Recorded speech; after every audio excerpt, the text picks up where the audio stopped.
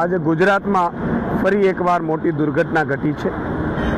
આ દુર્ઘટના માનવ સર્જિત દુર્ઘટના છે। ટેક્સ જનતા ભરે, ટેક્સ જનતા એટલા માટે ભરે કે તમને એને વ્યવસ્થા આપો સુદૃઢ, અને વ્યવસ્થા આપવાને બહાને તમને નાણાં આપે, અને એ નાણાં ભ્રષ્ટાચાર કરીને તમે ખાઈ જાઓ અને પાછા મરે પણ જનતા।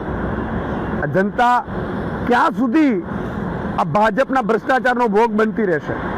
આજે કોઈને ત્યાં બ્રિજ ઉપરથી નીકળવું કે બ્રિજ નીચેથી નીકળવું એ અસલામતી ફીલ થાય છે ભાજપના રાજમાં।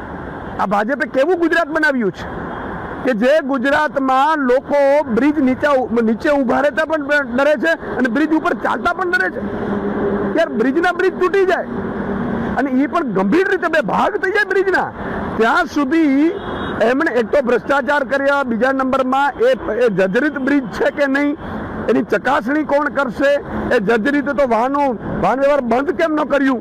આ તમામ સવાલ સરકારની સામે ઉપસ્થિત થઈ રહ્યા છે।